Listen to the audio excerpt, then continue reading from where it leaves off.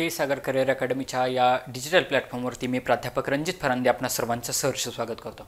विद्यार्थी मित्रांनो, आपला जो मीरा भाईंदर पोलीस भरती आहे 2024ची आता रिसेंटली झालेली तिचा पार्ट 1 आपण पाठीमागचा लेक्चर घेतलेला आहे। ज्यांनी कोणी ते लेक्चर पाहिलं नसेल ते लेक्चर पाहून घ्या। त्या पार्टमध्ये आपण मराठी कसं सोडवायला पाहिजे होतं, लॉजिकनं कसं सोडवायला पाहिजे होतं, ऑप्शनचा विचार कसा करायला पाहिजे होता या अनुषंगाने आपण ते लेक्चर घेतलेलं आहे।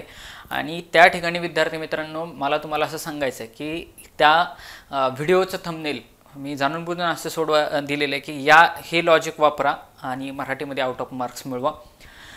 विद्यार्थी मित्रांनो, लॉजिक वापरत असताना त्याला अभ्यासाचा बेस असणं खूप जास्त इम्पॉर्टंट आहे। विदाऊट स्टडी लॉजिक तुमचं येऊ शकत नाही। त्याच्यामुळे स्टडी प्लस लॉजिक रिझल्ट 100% असं एक समीकरणच असतं। त्याच्यामुळं विनाकारणच लॉजिक वापरतात का अशातला काही प्रकार नाही। तुम्हाला अभ्यास हा करणं मस्टच आहे। काही सोपे प्रश्न काही सेकंदामध्ये तुम्ही सोडवणं अपेक्षित आहे। आता तुमच्या लक्षात येईल की बाबा लॉजिक वापरून देखील आपण कशा पद्धतीने ऑप्शन एलिमिनेशनकडे जातोय। माझा अप्रोच हाच आहे। मी आता ह्या कंडिशनला पेपर घेतोय त्या ठिकाणी मी असं ॲज्युम करून चाललेलो आहे की माझा व्हिडिओ जो कोण माझा आत्ता विद्यार्थी बघत आहे, जो कोणी माझा विद्यार्थी पाहत आहे किंवा XYZ जे कोणी माझे व्हिडिओज पाहत असतील त्यांचा अभ्यासाचा बेस हा पूर्णपणे कंप्लीट आहे।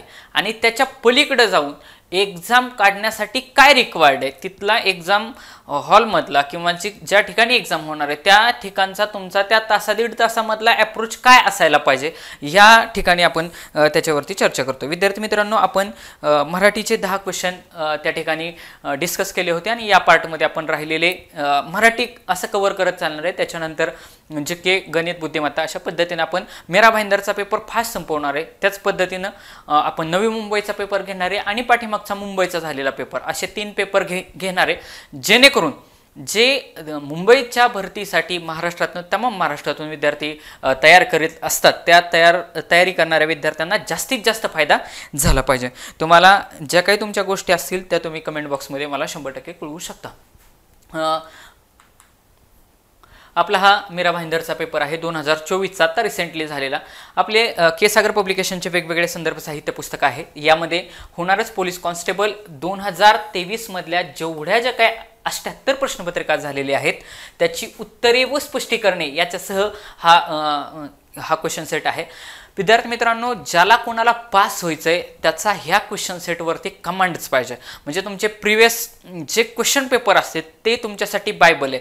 मला असं वाटतं की नसते क्वेश्चन पेपर केले तरी मिनिमम 70 मार्क कोणत्याही पेपरला स्पष्टीकरणासह करायचा।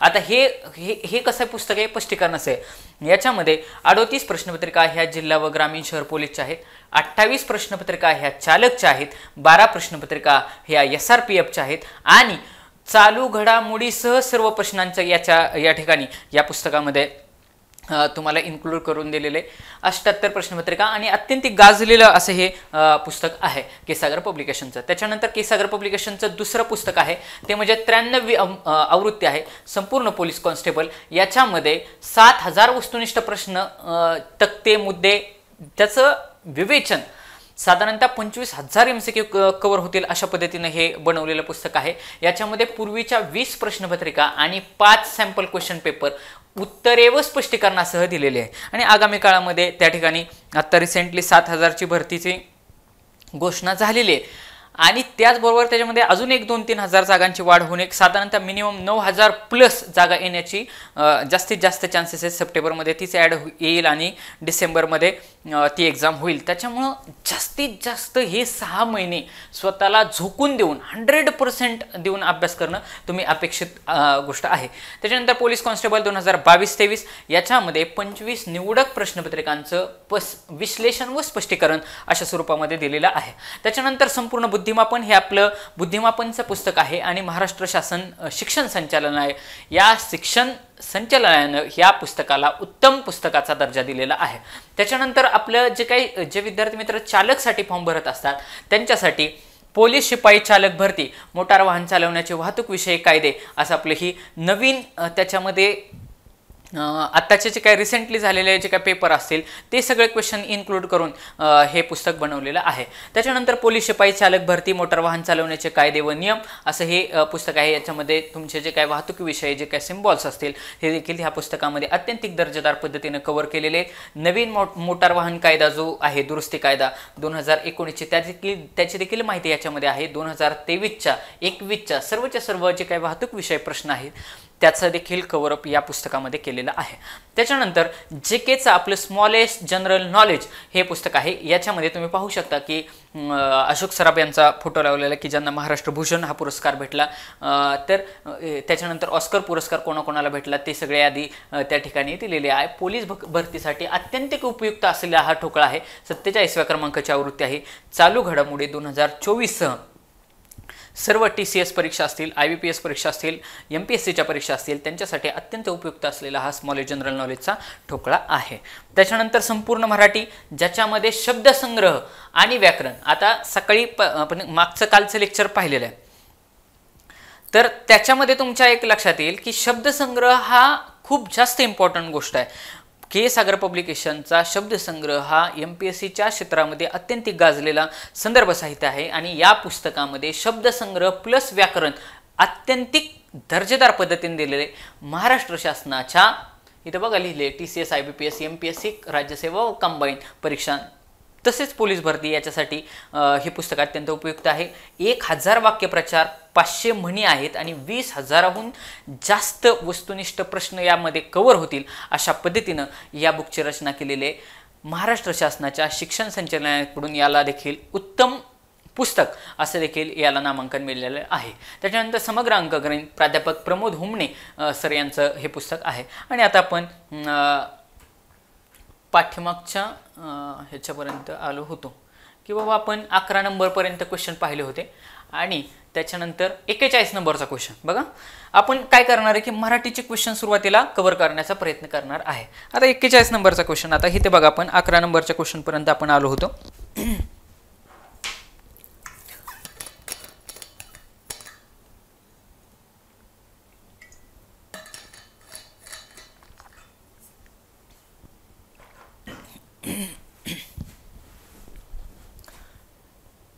नंबरचा क्वेश्चन काय म्हणतंय, विजिगीषू या अलंकारिक शब्दाचा योग्य अर्थ पर्यायातून निवडा. आता तिथं विजिगीषू हा शब्द वाचल्यानंतर पोरं म्हणले यार हे कुठनं आलं नाही का. पण विद्यार्थी मित्रांनो मला सांगा, जसं तुम्हाला अवघड वाटतोय हा प्रश्न, बाकीचे शब्द अलंकारिक शब्द वगैरे विद्यार्थी मित्रांनी केलेले असतात, पण मला तुम्हाला एक असं सजेस्ट करायचं की MPSCचा जो काही ठोकळा आहे ज्याच्यामध्ये प्रिव्हियस इयर क्वेश्चन कव्हर होतात, पोलीस भरतीचे जे काही ठोकळे आहेत त्याच्यामधून सगळेच्या सगळे शब्द पाहून जायचे म्हणजे जायचेच. आता हा अलंकारिक शब्द आहे विजिगीषू या अलंकारिक शब्दाचा योग्य अर्थ सांगा. आता मला सांगा की ज्यावेळेस तुम्हाला मी काय सांगितले की बाबा आपल्याला 100% उत्तर येत नसेल म्हणजे जिथं अभ्यास संपतो तिथं लॉजिक आणि ट्रिक वापरून उत्तर काढण्याचा प्रयत्न करायचा. मग बघू आपण. आता विजिगीषू या शब्दामध्ये विजी हा शब्द आहे. मग पहिलाच ऑप्शन बघा, विजयी झालेला. बरं, पुढं पराभूत झालेला विरुद्धार्थी शब्द दिसतोय. चमत्कारिक आणि जिंकण्याची इच्छा करणारा. मला सांगा हा विजयी आणि जिंकणे हे जवळजवळ ऑप्शन सेट केलेत का नाही? हे जवळजवळ ऑप्शन आहेत. विजयीच्या अपोजिट म्हणजे विरुद्धार्थी काय, पराभूत, ऑप्शन गेला. चमत्कारिक यायचा काय प्रश्नच नाही. ह्या विजिगीषूमध्ये विजी ह्या नावामध्येच बाबा विजयाच्या संदर्भात काहीतरी सांगायचंय त्याला. बघा विजिगीषू हा जर शब्द शांतपणे वाचला असता तर तुमच्या लगेच लक्षात आलं असतं की त्या ठिकाणी काहीतरी विजयाच्या संदर्भात सांगायचंय. याचा अर्थ काय की या विजिगीषू अलंकारामध्ये जिंकण्याची इच्छा करणारा. मग आता इथं विजयी झालेला का जिंकण्याची इच्छा करणारा? तुम्ही माझे पाठीमागचे व्हिडिओ काढून बघा. 1 आणि 4 मध्ये जर कन्फ्युजन झालं तर 4 ऑप्शनला घेऊन जायचं. 100% माहिती असल्याशिवाय ऑप्शन नंबर 1 ला जायचं नाही. आता बघा हा क्वेश्चन जास्तीत जास्त एक्सप्लेन केलंय ना, ज्या ऑप्शनचं एक्सप्लेनेशन जास्तीत जास्त झालेलं असतं त्याच्यावरूनच आपण टिक करायचं. हा जास्तीत जास्त एक्सप्लेन केलंय ना, एक्झामिनरनं तुम्हाला उत्तर दाखवतोय ना, ऑप्शनच बघा ना जास्तीत जास्त मोठा करून दाखवलाय. जो ऑप्शन मोठा असतो त्या ठिकाणी उत्तर ठेवण्याचे जास्तीत जास्त चान्सेस असतात. एक्झामिनरला इथं बाकीचे ऑप्शन तुम्ही वाचा. विजयी झालेला, पराभूत झालेला, चमत्कारिक. आता चमत्कारिक वरूनच लगेच कळते का हा कमीत कमी एक्सप्लेन केलाय. ऑप्शन गेला, ऑप्शन नंबर 3 गेला. जिंकण्याची इच्छा करणारा, बघ किती इन डिटेल त्याने सांगितले का नाही. जिंकण्याची इच्छा करणारा, ह्या ऑप्शन वाचल्या लगेच कळतंय की आपल्याला ऑप्शन नंबर 4 मध्ये त्या ठिकाणी उत्तर ठेवलेले. म्हणून आता बाकीच्या ऑप्शनवरून, ह्या क्वेश्चनवरून आपल्याला असं लक्षात येतं की आपलं अलंकारिक शब्द आपल्याला माहिती असायला पाहिजेत. पुढं 42 नंबरचा क्वेश्चन. 42 नंबरच्या क्वेश्चन मध्ये बघा की ज्यावेळेस तुम्ही 42 नंबरचा क्वेश्चन वाचता तिथे देखील काय विचारले, अलंकारिक शब्दाची जोडी ओळखा. सेम त्याच पॅटर्नला क्वेश्चन विचारलं. चुकीचा अर्थ असलेली, पण आपल्याला काय करायचंय, 4 ऑप्शन दिलेत. हा आहे एक ऑप्शन, ऑप्शन नंबर 1, त्याच्यानंतर 2, हा आहे 3 आणि हा आहे 4. थोडं तिथं प्रिंटिंग झाले नसल्यामुळे मी खाली लिहिलेले. आता बघा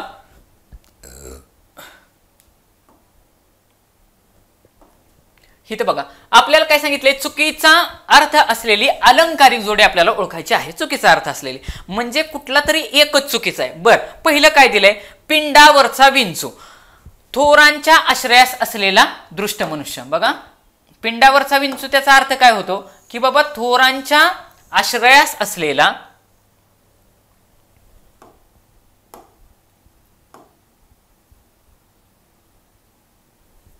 थोरांच्या आश्रयास असलेला दुष्ट व्यक्ती. पिंडावरचा विंचू, थोरांच्या आश्रयास असलेला दुष्ट व्यक्ती. मग आता बघा आपण अलंकार ज्याने वाचलेले असतात त्याच्यामध्ये बघा लिहिलंय की एक विंचू आहे, त्याला म्हटलंय रुचिक. तो सांभ म्हणजे शंकराच्या पिंडीवरती बसलेले आहेत आणि जेव्हा तू त्यातून बाजूला होतील तेव्हा खेटरे उतरविल तुझा माझा, असं काहीतरी त्या अलंकारामध्ये म्हटलेले. म्हणजे हा ऑप्शन तुमच्याकडून वाचलेलाच असला पाहिजे असं माझं वैयक्तिक म्हणणं आहे. कारण हा पिंडावरचा विंचू हा पाठांतराचा किंवा अभ्यासाचा भाग होता. अलंकारामध्ये तुम्हाला हा पॉइंट होऊन गेलेला आहे. हा पहिला ऑप्शन अलंकारामध्ये येऊन गेलेला आहे, त्यामुळे तुमच्या अभ्यासाचा भाग होता. त्यामुळे पहिली जोडी चुकीची करायचं नाही. लॉजिक नंबर 2 काय की 100% माहिती असल्याशिवाय ऑप्शन नंबर 1 ला रॉंग करायचं नाही. आणि इन डिटेल पिंडावरचा विंचू, तुम्हीच बघा की सपोज शंकराच्या पिंडीवरती विंचू बसला तर आपण पिंडीवरच्या विंचाला चपलीने हाणू का, नाही हाणणार. म्हणजे एखाद्या थोर मनुष्याच्या आश्रयास असलेला दुष्ट व्यक्ती, सरळ सरळ त्यातून अर्थ निघत होता. त्याच्यामुळे पहिला ऑप्शन करेक्ट होता. आता दुसरा बघा, पाप्याचं पितर म्हणजे अत्यंत पापी व्यक्ती. माहिती नाही मला, होल्ड केला मी आणि पुढे चाललो. तिसरा, पढत मूर्ख, शिकलेली पण मूर्ख व्यक्ती. हिथं मूर्ख दिले का नाही, मूर्ख. ह्या विंचूवरून आपल्या लक्षात आलं की ही दुष्ट व्यक्ती असणार आहे. म्हणजे लॉजिकली मला ठीक वाटते. बघा विंचू ही खराब गोष्ट आहे ना, विंचू ही खराब गोष्ट आहे. ह्या विंचूवरून माझ्या लक्षात आलं की दुष्ट व्यक्ती ह्या ठिकाणी म्हणते, म्हणजे काहीतरी चुकीचं म्हणताय. म्हणजे विंचूला दुष्ट व्यक्ती म्हटलं तरी चालू शकतं. म्हणजे पहिलं मला योग्य वाटलं. आता पढत मूर्ख, ह्याच्यामध्ये मूर्ख आहे, हिथं पण मूर्ख व्यक्ती आहे. मग आता बघा पढत मूर्ख म्हणजे शिकलेली पण मूर्ख व्यक्ती. पढत म्हणजे पडणारा, पडलेला म्हणजे शिकणारा. बघा पढत म्हणजे शिकलेला म्हणजे योग्य वाटतंय मला हे. म्हणजे हे पण कसं म्हणजे त्याच्या समानार्थी शब्दावरून योग्य वाटतंय. म्हणजे तिसरा पण ऑप्शन कसा आहे, योग्य आहे. पहिला योग्य आहे, तिसरा योग्य आहे. आता चौथा बघू. चौथा हा इयत्ता 5वीतल्या पोराला पण येऊ शकतो. आपल्या सगळ्यांना माहिती आहे, भक्त प्रल्हादाला वाचवण्यासाठी भगवान विष्णूंना काय केलं होतं, नरसिंहाचा अवतार त्या ठिकाणी घेतलेला होता. मग आता बघा नरसिंह म्हणजे उग्र व पराक्रमी व्यक्ती, बरोबर का नाही. खांब सोडून नसतं सिंहाचं मुंडकं होतं, धड खालचं राहिलेलं शरीर सगळं मानवाचं होतं. म्हणजे कसा उग्र पण पराक्रमी बलशाली असा व्यक्ती. म्हणजे चौथा पण मला बरोबर वाटतोय. मग आता मला सांगा, हे पाप्याचं पितर म्हणजे पापी व्यक्ती काय, आनंदी व्यक्ती काय किंवा कसला व्यक्ती काय, तुम्हाला लॉजिकली माहिती असणं अपेक्षित नव्हतं. कारण वरचा ऑप्शन 3 नंबरचा ऑप्शन, चौथा ऑप्शन तुम्हाला ऑलरेडी येत होता. त्याच्यावरून चुकीचा पर्याय कोणता येऊ शकतो, पाप्याचं पितर.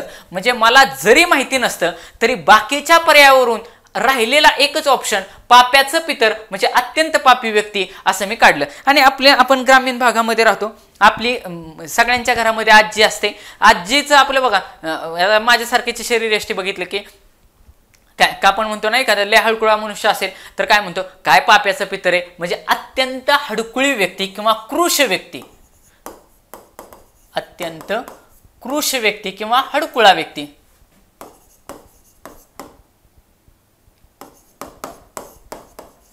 किंवा हडकुळा मनुष्य अशा ठिकाणी. म्हणजे लक्षात ठेवायचं, उद्या जर तुम्हाला ह्याच्यावरून पाप्याचं पितर म्हणजे काय, अत्यंत हडकुळा व्यक्ती, ह्याच्यावरून विचारलं तर तुम्हाला 100% आलं पाहिजे. अशा पद्धतीने बघा, लॉजिकली मी गेलो. आता दुसरी गोष्ट मला सांगा, आपलं कन्फ्युजन किती, आपलं मॅक्सिमम टार्गेट काय, 2 आणि 3 ला न्यायचं. बघा, येत नसलं तर 2 आणि 3 ला न्यायचं, 1 आणि 4 ला न्यायचं नाही. नरसिंह म्हणजे उग्र आणि पराक्रमी व्यक्ती ही यायलाच पाहिजे होतं, म्हणजे चौथा ऑप्शन तर गेला.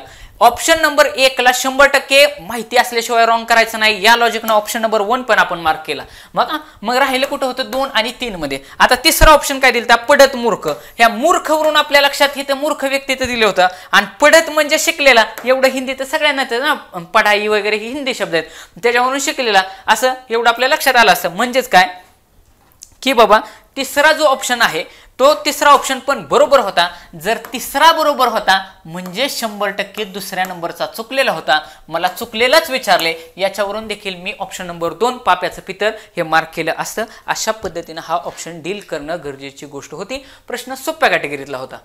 फक्त तू शांत डोक्यानं ऑप्शन इलिमिनेशन करून काढणं अपेक्षित गोष्ट होती.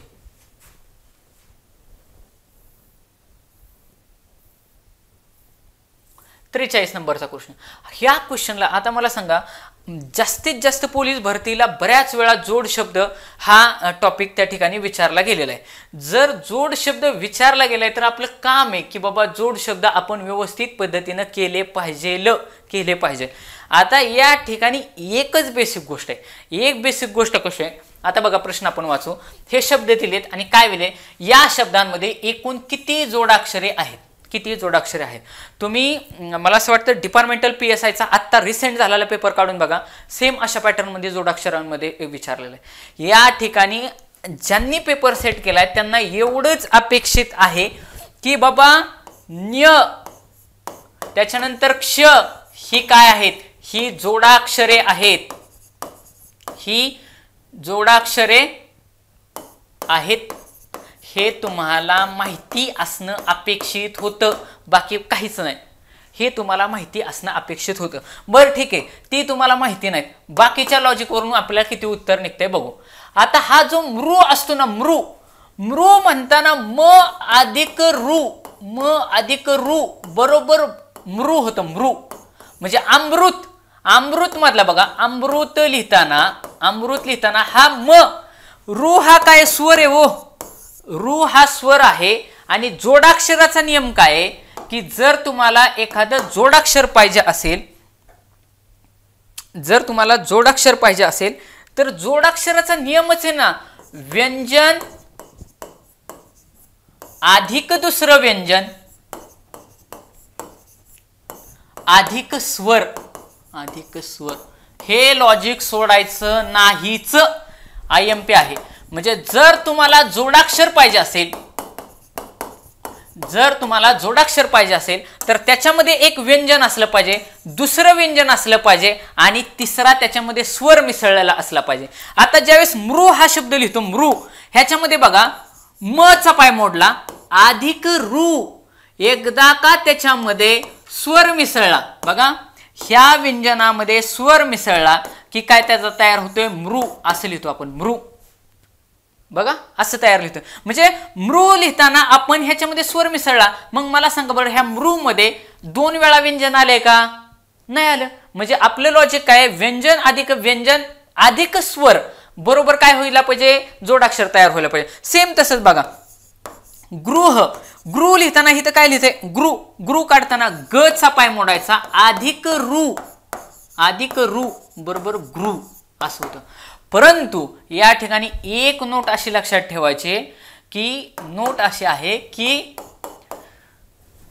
ज्या ठिकाणी र मिसळतो ना, र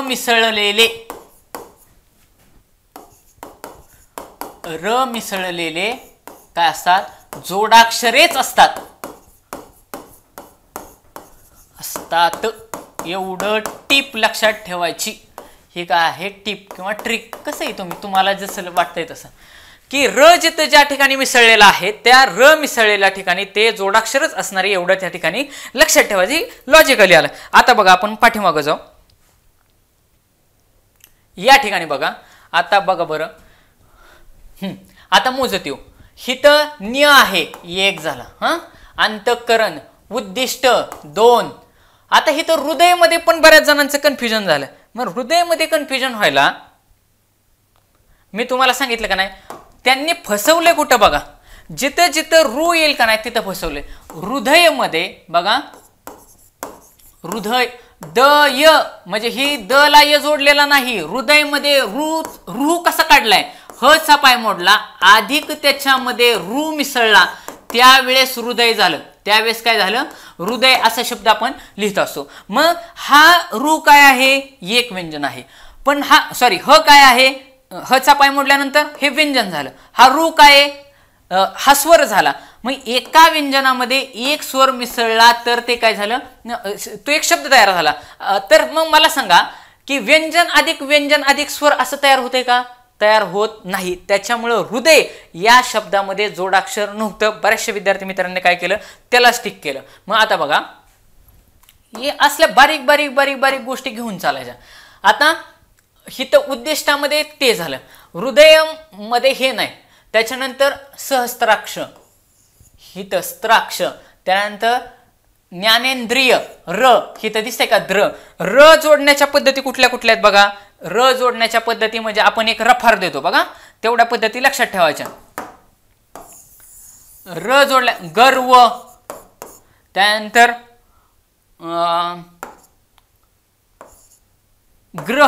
ग्रह असं असं असं जोडतो आपण. असा एक र लिहितो, असा एक र लिहितो. म्हणजे अशा पद्धतीने जिथं जिथं र लिहिलेला असतो, आता मला तेवढं आठवत नाही, गर्व लिहिलं, ग्रह लिहिलं, म्हणजे असं हे केलंय ते 100% काय असणार आहे, जिथं जिथं र लिहिलेले त्या त्या ठिकाणी ते जोडाक्षर असणार आहे. हे लॉजिकली लक्षात ठेवायचं. मग आता इथं बघा, ज्ञानेंद्रियामध्ये हिथं जोडले का नाही द्र, बर, शृंगार श्र, त्याच्यानंतर नैऋत्य त्य, त्यानंतर रस्व र, 2 3 पुढं स्व झालं. मग आता मोजा, 1 2 3 4 5 6 7 8 9, एक राहिले काहीतरी, 1 2, उद्दिष्टे 1 2 3 4 5 6 7 8 9 आणि 10 अशा पद्धतीने त्या ठिकाणी 10 जोडाक्षर होती. ज्यांच्याकडे क्वेश्चन पेपर असेल तुम्ही तुमच्या पद्धतीने झूम करून बघा. तर अशा पद्धतीने त्या ठिकाणी 10 जोडाक्षर होती. आणि हे जे मी सगळं सांगितलं हे लक्षात येणं तुमच्या अत्यंत गरजेची गोष्ट. हे लिहून ठेवा.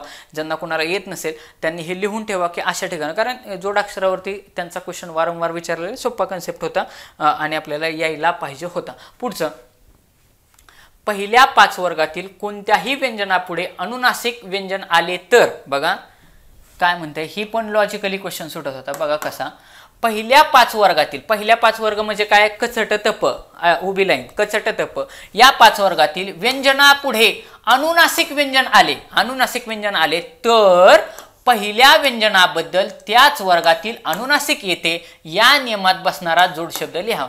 म्हणजे आपल्याला संधीचं विचारले का नाही, तर आपल्याला बघा ते काय म्हणते, अनुनासिके आपल्याला माहिती आहे.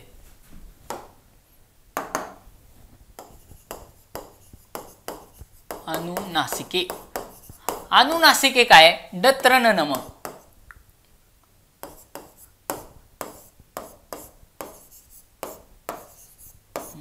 झाले. म्हणजे ही अक्षर त्या शब्दामध्ये असायलाच पाहिजे. आपलं वांगमय मधला हा ग ड सारखा असतो, पण ग वाचायचा ग, ह्यातला त्र सारखा दिसतो, दिसतो त्र सारखा, पण त्र वाचायचा नाही. त्याच्यानंतर न आणि म, ही त्या शब्दामध्ये असायलाच पाहिजे. आता बघा ना तुम्ही इकडं मागं न्या, क्वेश्चनच्या पाठीमागं न्या, काय म्हणतंय की पहिल्या व्यंजनाबद्दल त्याच वर्गातील, म्हणजे व्यंजनापुढे अनुनासिक व्यंजन आले, व्यंजनापुढे जर अनुनासिक व्यंजन आले म्हणजे एक अनुनासिक असणारच, आणि पहिल्या वर्गाबद्दल त्याच वर्गातील अनुनासिक येणार, दुसरं काय येणार, अनुनासिक येणार, तर त्यावेळी होणारा जोडशब्द लिहायचा.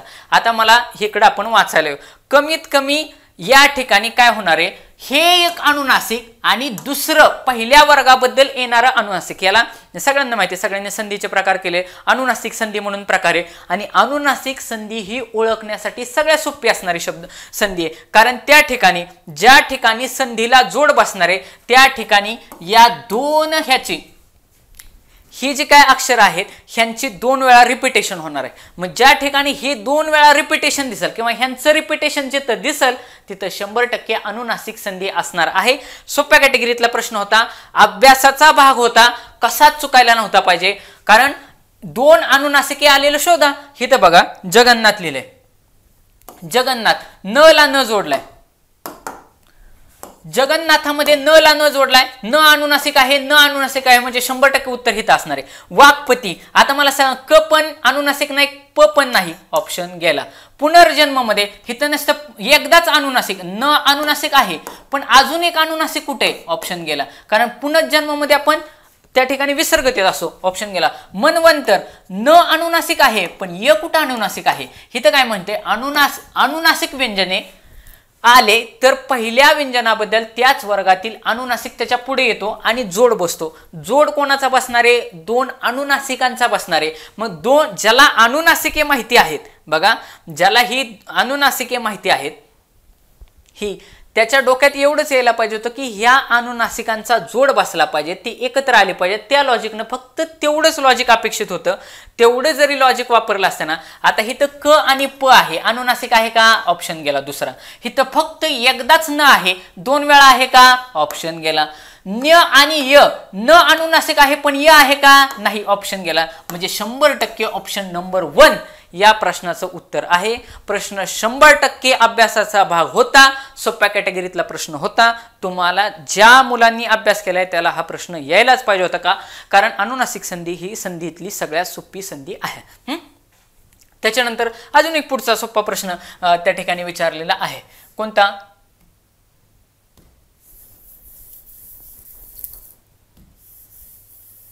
की प्रधानत्व सूचक 45 नंबरचा प्रश्न, प्रधानत्व सूचक उभयानवी अव्ययाने पुढीलपैकी कोणता प्रकार नाही. बघा प्रधानत्व सूचक आपल्याला माहिती आहे की आपलं केवळ वाक्य, संयुक्त वाक्य आणि मिश्र वाक्य. जे संयुक्त वाक्य असतं हे प्रधानत्व सूचक वाक्यांचं असतं आणि मिश्र वाक्य हे गौणत्व सूचक. कारण आपल्याकडे 2 प्रकार आहेत. बघा 2 प्रकार कुठले आहेत, प्रधानत्व सूचक आणि गौणत्व सूचक.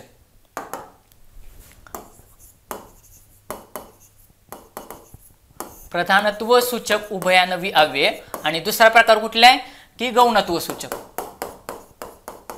गौणत्व सूचक मी ऑलरेडी माझ्या ज्या काय व्हिडिओ घेतलेले आहेत 1, 3, 4 पेपर त्याच्यामध्ये ऑलरेडी मेन्शन केलेले आहे. ह्याचे परत किती प्रकार पडतात, ह्याचे 4 प्रकार पडतात. 1, 2, 3 आणि 4.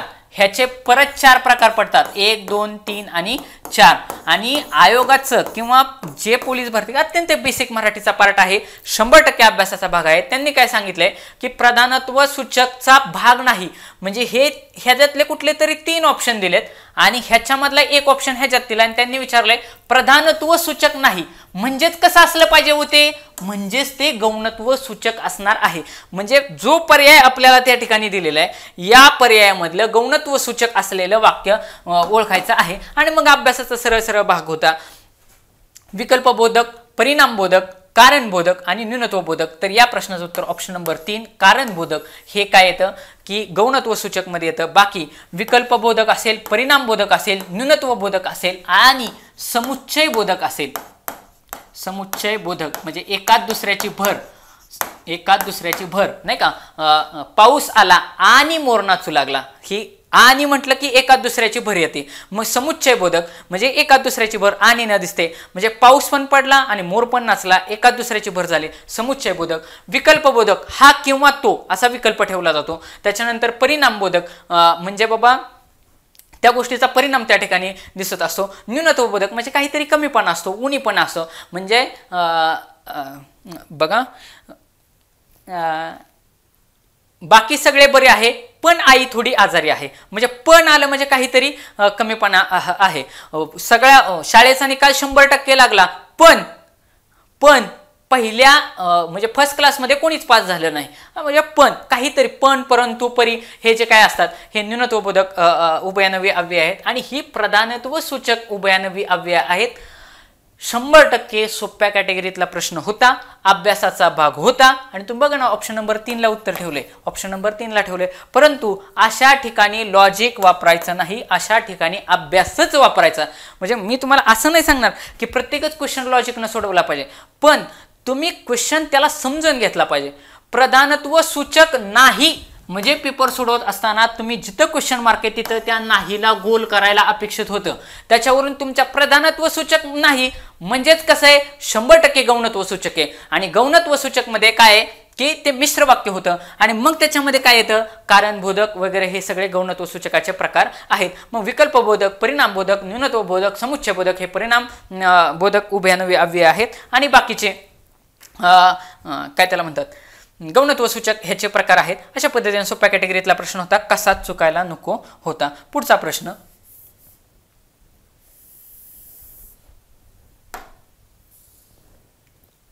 46 नंबरचा. जेवताना कधी बोलू नये या वाक्यातील कृदंत ओळखा. बघा कृदंत किंवा त्याला आपण धातू साधित असं म्हणतो. कृदंतालाच काय म्हणतो आपण, हिता आता कृदंत दिले, यदा कदाचित पुढच्या परीक्षेला काय देतील धातू साधित असं देतील. कृदंत किंवा धातू साधित ऑप्शन वरून जाण्याचा प्रयत्न करा. कृदंत आणि धातू साधित ह्याच्यामध्ये काय होतं की क्रियापद ज्यावेळेस वापरलं जातं त्यावेळेस क्रियेचा अर्थ पूर्ण करणाऱ्या शब्दाला काय म्हणतात क्रियापद म्हणतात. क्रिया पूर्ण झाली असं दिसलं पाहिजे. परंतु जर एखादा धातू असेल त्या धातूला जर एखादा ताना किंवा नारा असा प्रत्यय लावला परंतु जर क्रिया पूर्ण होत नाही असं जर दिसत असेल तर त्याला धातू साधित किंवा कृदंत असं म्हणायचं. म्हणजे आता बघा सगळ्यांना माहिती आहे बेसिक आहे, अभ्यासाचा पार्ट आहे आणि सोप्या कॅटेगरीतला प्रश्न आहे. जेवताना कधी बोलू नये या वाक्यातील कृदंत ओळखा. आता बघा जेवताना आता विद्यार्थी मित्रांनो ह्या जेवताना या शब्दातील धातू काय आहे जेव.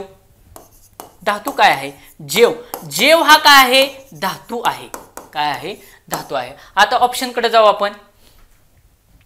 ह्याच्यामध्ये 2 नंबरचा ऑप्शन दिला होता फक्त जेव. 2 नंबरचा ऑप्शन काय दिला होता जेव काय आहे धातू आहे. ऑप्शन गेला. बघा जेव हा फक्त धातू आहे. जेवताना बघा जेवताना कधी बोलू नये या वाक्यातील कृदंत ओळखा. आपल्याला कळलं का नाही जेव हा काय धातू आहे आणि त्याला प्रत्यय कुठला लागलाय हो ताना. कुठला प्रत्यय लागलाय ताना. मग हा ताना काय ताना आहे कृदंत. ताना काय आहे कृदंत. ताना आहे कृदंत.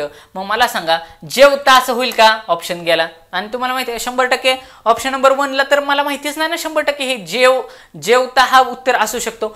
जेव हा तर धातू आहे. ऑप्शन गेला. आता मला ताना की जेवताना ह्या 2 मध्ये न्यायचं होतं पण त्यांनी मला विचारलं काय फक्त कृदंत ओळखा. कृदंत कशाला म्हणतात की जो काय त्याला प्रत्यय लागतो मूळ धातूला. हा जेव हा काय आहे मूळ धातू आहे.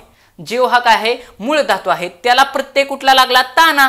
त्या तानावरून तो काय झाला ते काय आहे कृदंत आहे आणि मला फक्त कृदंत ओळखायला लावले. ताना हे काय आहे कृदंत आहे. ऑप्शन नंबर 3 या प्रश्नाचं उत्तर आहे. आणि जर विद्यार्थी मित्रांनो यदा कदाचित एखाद्याला या प्रश्नाचं उत्तर कळलं नसतं आणि डायरेक्टली त्याला एवढं कळलं असतं ना की बाबा जेवताना नये काय क्रियापदे ऑप्शन गेला. बोल वगैरे हे तर सगळे विषय सोडून द्या. ह्या 2 म्हणजे ह्या कोणत्या तरी आपण म्हणतो ना हसताना. काय म्हणतो हसताना मध्ये धातू कुठला आहे हस हा धातू आहे. त्याला ताना हे कृदंत लागलेले बरोबर ना. हसताना धावताना करणारा मध्ये काय कर हा धातू आहे आणि नारा त्याला प्रत्यय लागलेला आहे आणि हा जो काय प्रत्यय असतो तो काय असतो कृदंत असतो. म्हणजे धावणारामध्ये धाव हा मूळ धातू आहे आणि नारा हा लागलेला प्रत्यय काय आहे कृदंत आहे. मग तसंच स्वरूपाचा हा प्रश्न त्या ठिकाणी विचारलेला आहे. हे पूर्णच्या पूर्ण जेवताना काय आहे हे पूर्णच्या पूर्ण धातू साधित त्याचं रूप आहे. क्रियापदाचं धातू साधित रूप आहे. धातू साधित क्रियापद येते आणि तुम्हाला फक्त धातू साधित किंवा कृदंत ओळखा एवढंच विचारलं होतं. आणि लॉजिकली तुम्ही जे आपल्याला काय करायचं आहे 2 आणि 3 ला जास्तीत जास्त हिट करायचंय. जेव हा तर धातू आहे. ऑप्शन 2 तर गेला. म्हणजे ज्याला येत नव्हतं त्याने 1 ला आणि 4ला तर मार्क करायचं नाही. या लॉजिकने जरी त्याने ऑप्शन नंबर 3 मार्क केला असतं तरी देखील त्याला 100% मार्क पडले असते. आणि या गोष्टीचा फायदा होतो म्हणजे होतोच. आणि मग आता तुम्ही धातुसाधित कसे तयार होतात, कृदंत कसे तयार होतात वगैरे वगैरे, क्रियापदाचे वेगवेगळे प्रकार कोणते, हे बेसिक गोष्टी. मराठीचे मार्क सोडायचे नाहीत, हातचे मार्क असतात. मेरिटच्या बाहेर जाऊ शकतो. मराठीमध्ये 15 मार्क पडून उपयोग नाही. मराठीमध्ये टॉप लेवलचेच मार्क आले पाहिजेत. सरावाने ते येतात आणि बरेचसे विद्यार्थी मित्रांना त्या ठिकाणी मार्क आलेले असणार आहेत. ओके, पुढं 47 नंबरचा क्वेश्चन. हा देखील सोप्या कॅटेगरीतला प्रश्न होता.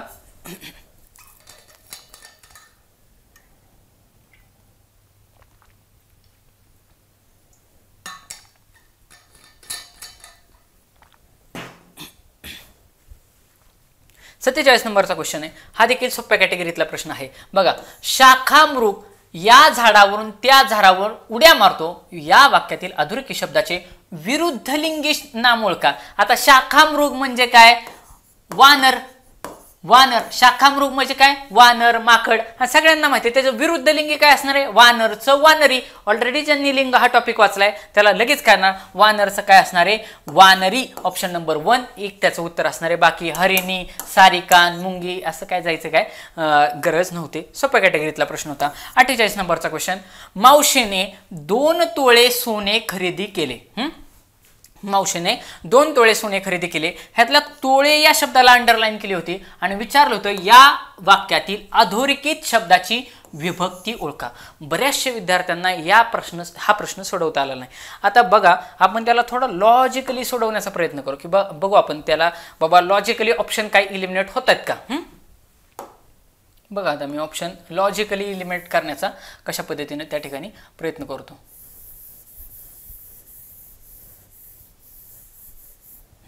आपल्याला काय तोळे या शब्दाला काय केलेले? अंडरलाईन त्याला केलेले आणि विचारले विभक्ती प्रत्यय कुठला आहे. आता बघा, आपण सोपं येऊ. चौथ्या ऑप्शन पासून येऊ. चतुर्थीला काय असतं? सलाते, सलानाते. तिथं सलाते, सलानाते दिसतंय का? दिसत नाही. ऑप्शन गेला. सोपं करत यायचं. सप्तमीमध्ये काय असतं? तई आ. दिसतंय का? त आहे का ह्याच्या शेवट? नाही. ई म्हणजे अशी हे आहे का? वेलंटी आहे का? नाही. आ म्हणजे काना लागले का? नाही. सप्तमी पण गेलं. आलो 2 मध्ये. आलो का 50-50 मध्ये? सहजच आणला 50-50 मध्ये. तृतीया की प्रथमा? आता बघा, प्रथमामध्ये आपल्याला प्रत्यय नसतो एवढं माहिती आहे. आता ज्या पोराला एवढं जरी आलं असतं तरी तुम्हाला मी अगोदरच ओरडून सांगितले, 1 आणि 2 मध्ये जर तुमचं कन्फ्युजन झालं, 1 आणि 2 मध्ये जर कन्फ्युजन झालं तर तुम्ही 2ला मार्क करा आणि तुमचा जास्तीत जास्त प्रेफरन्स ऑप्शन नंबर 2 आणि ऑप्शन नंबर 3ला असला पाहिजे. आता तृतीयाकडे या. बघा, तृतीयाचे प्रत्यय काय आहेत?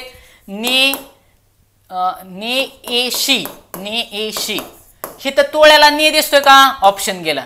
शी दिसतोय का? नाही दिसतोय. हिथं ए वरून पोरांचं कन्फ्युजन झालं की बाबा ए म्हणजे एक मात्रा असतो. मग तोळे हिथं एक मात्रा दिसतोय की आपण काय म्हणतो? आयला 1 तोळा. अहो तोळा मला सांगा, ही सोने हा ऑलरेडी पदार्थवाचक नाम आहे. काय आहे? पदार्थवाचक नाम आहे. पदार्थवाचक नामाचे अनेक वचन करता येत नाही. आणि जर ही तोळे हा शब्द अनेक वचने असं ज्यांचं म्हणणं असेल त्यांचं मला सांगा ना, हा प्रत्यय ने ई शी हा एक वचनात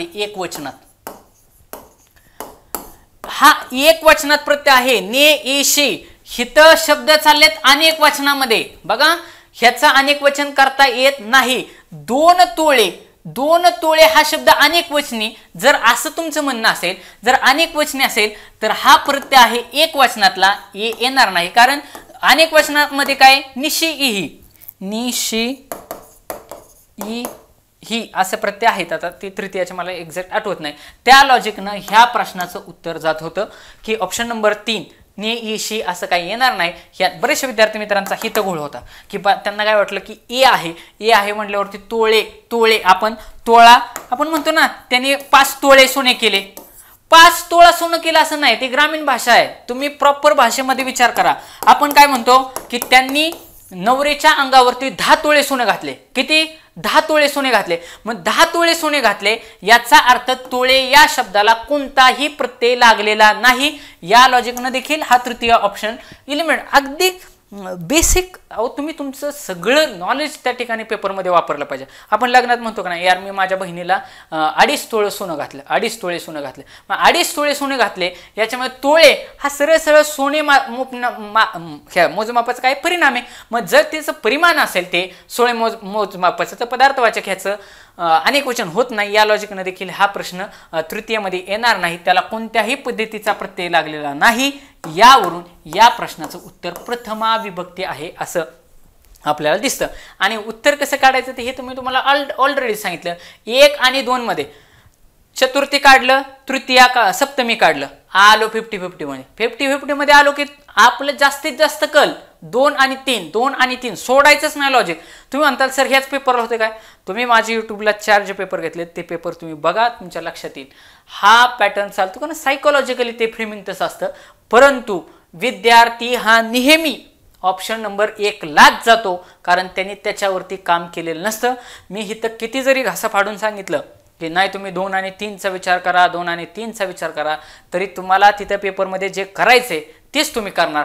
तुम्ही 2 आणि 3ला करणार नाही, कारण जोपर्यंत तुम्ही त्या अँगलनं त्याच्याकडे बघत नाही. मी जे हे पेपर घेतोय का ना, ते वारंवार तुम्ही बघा की मी सोडवतोय कसं.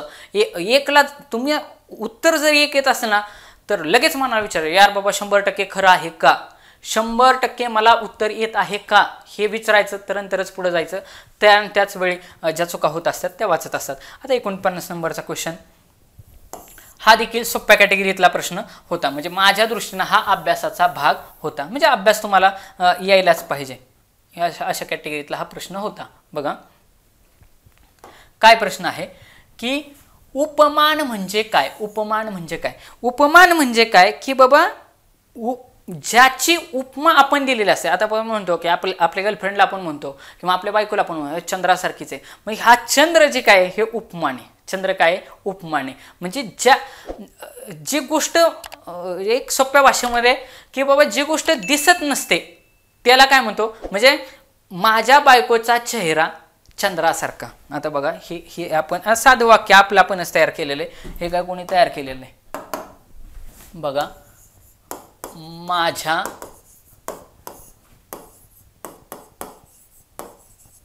बायकोचा चेहरा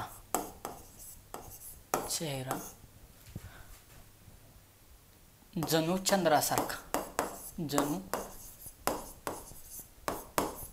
चंद्रासारखा.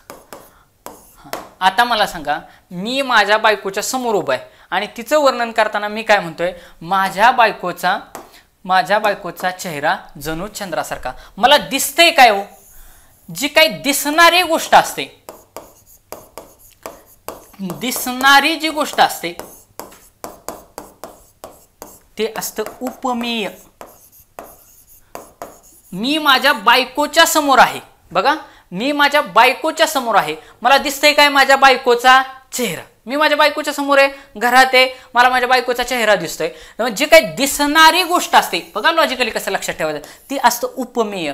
आणि बघा दुसरी गोष्ट बघा, आणि जे दिसत नसतंय, न दिसणारा पार्ट म्हणजे असतो उपमान.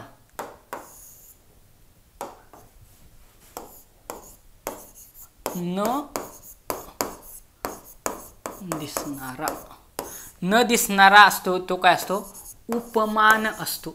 उपमान असतो.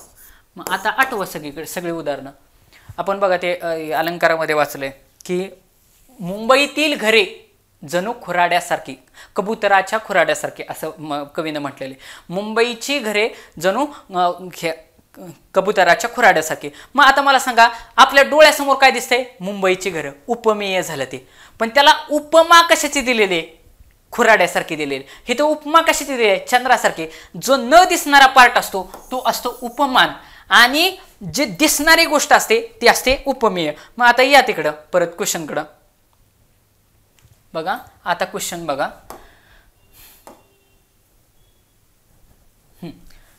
उपमान म्हणजे काय, न दिसणारी गोष्ट, वर्णन केलेली वस्तू. वर्णन मी आता माझ्या बायकोच्या चेहऱ्याच केले, असू शकेल का, ऑप्शन गेला. ठराविक अक्षरे शेवटने, काहीतरी फालतू ऑप्शन गेला. ऑप्शन भाषेला मिळालेले नाद माधुर्य, ऑप्शन गेला.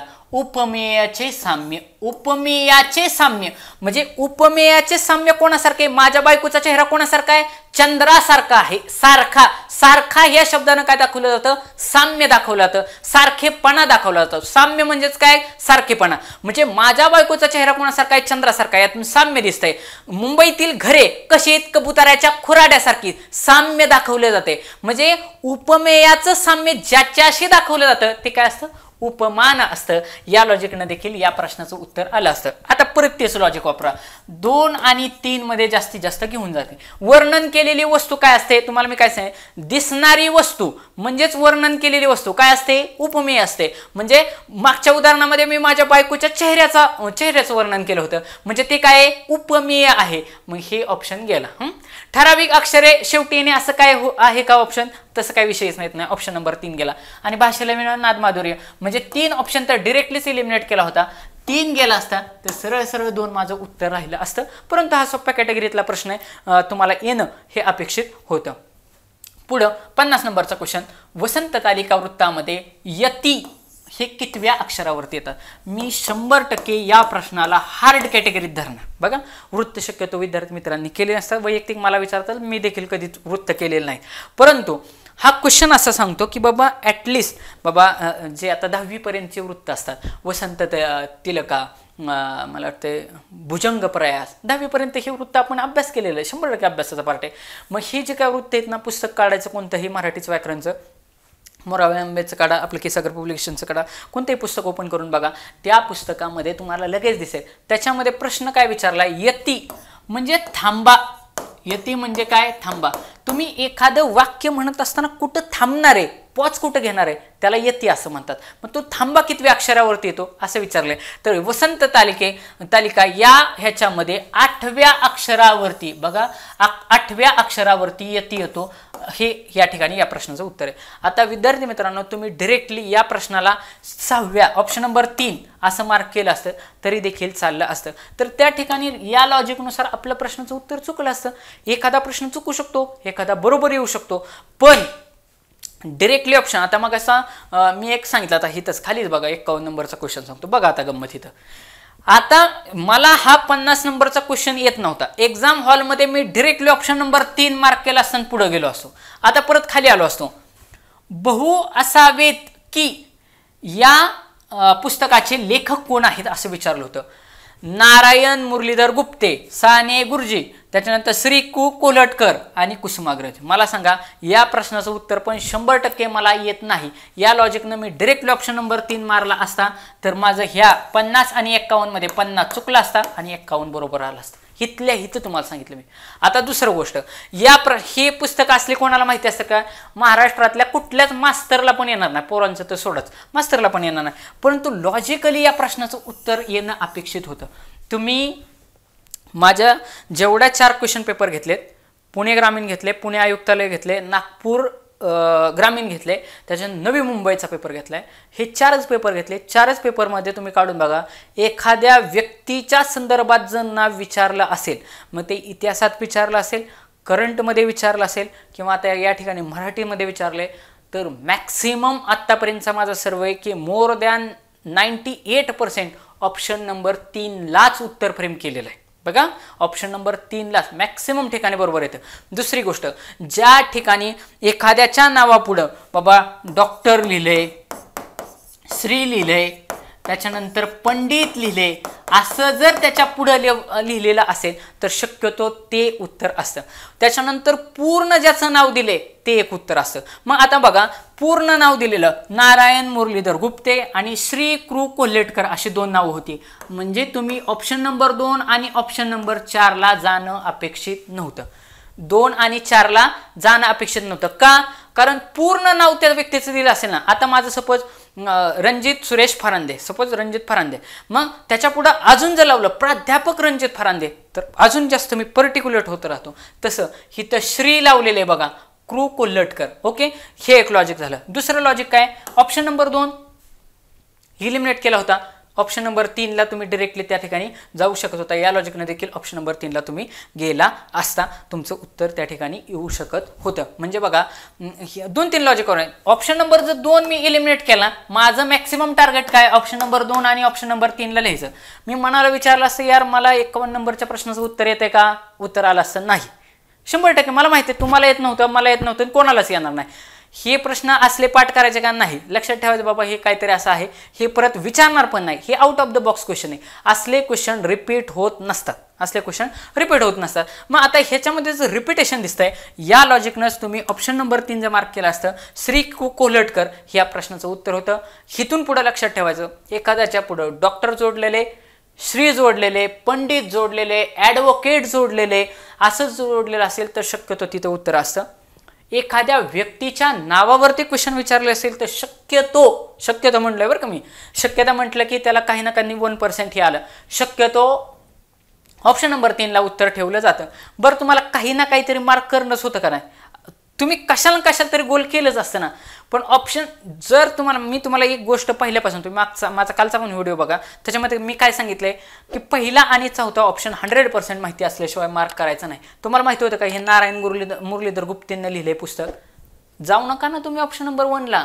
कुसुमाग्रजांचा तर विषयच नाही, ह्या 2 मध्येच कन्फ्युजन होतं का, कारण ह्या दोघांची नावं पूर्ण दिली, जिथं नाव पूर्ण दिलं असणार तिथं 100% उत्तर ठेवण्याचा त्या पेपर सेटरनं प्रयत्न केला असणार. त्याच्यामुळे हे 2 आणि 4 ऑप्शन तर ऑलरेडी गेलते. जर 2 गेला होता तर उत्तर सरळ ऑप्शन नंबर 3 मध्ये होतं. झालं, आलं उत्तर. पुढचं 52 नंबरचा क्वेश्चन. 52 नंबरच्या क्वेश्चनमध्ये थोडं त्या ठिकाणी प्रिंटिंग मिस्टेक असल्यामुळं मला ते रब करावं लागलेलं आहे, थोडं तुम्ही समजून घ्या.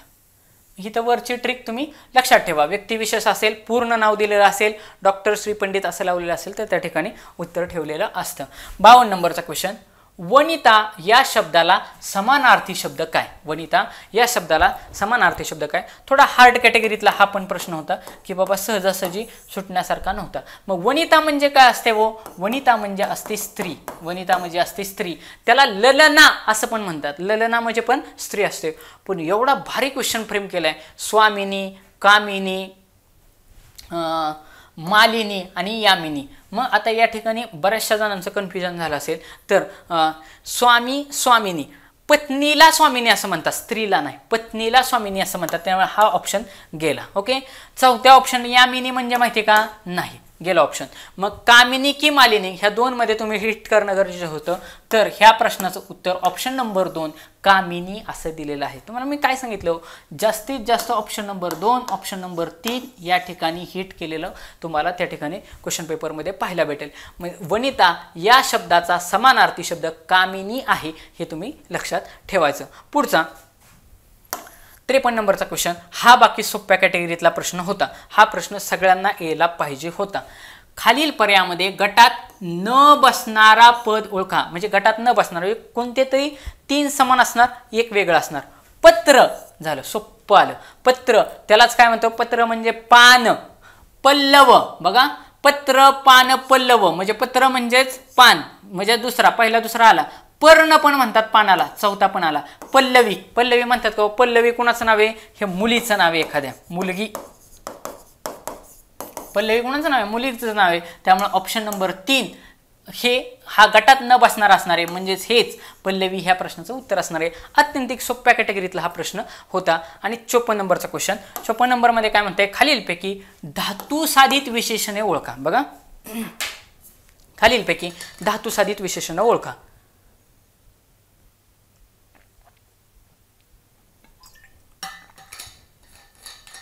आता मी काय म्हणतो, नको तुम्हाला विशेषणामधले पोट प्रकार येऊ दे. हे धातू साधित विशेषण. धातू तुम्हाला मगाशी मी सांगितलं, हस, बस, उठ, कर असले हे सगळं काय असतात? धातू असतात.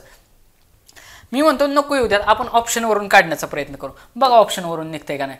आता जर तुम्ही ऑप्शनवरून काढण्याचा प्रयत्न केला, 10 वह्या, 10 वह्या, 10 म्हणजे कसले? आपलं संख्यावाचक विशेषण आहे. मला कसलं पाहिजे? धातू साधित. ऑप्शन गेला. तिसरा गेला म्हणजे दुसऱ्याला उत्तर असणार, एवढं मी मार्कच केलं असतं. पण चला पुढं. सुंदर. सुंदर हा काय आहे? गुण आहे. रंग, रूप, गुण आहे, मला पाहिजे धातू साधित, ऑप्शन गेला, तिसरा चौथा गेला, आलो 1 आणि 2 मध्ये. आणि तुम्हाला माहिती आहे 100% माहिती नसेल तर 1ला मी मार्कच करत नाही, ऑप्शन नंबर 2ला मी घेऊन गेलो असतो, त्याच्यावरून पण आला असतं. आता काळा फळा, मग तुम्हाला मी काय सांगितलं की रंग असेल, गुण असेल, हे सगळे काय गुणवाचक विशेषण आहेत. मग काळा फळा हा ह्याच्यामध्ये काय दिसतोय, रंग दिसतोय, म्हणजे हा 100% उत्तरामध्ये येणार नाही. म्हणजेच पेटती काडी ही काय असणार आहे, धातुवाचक विशेषण असणार आहे. म्हणजे मला माहिती असणं अपेक्षित नव्हतं.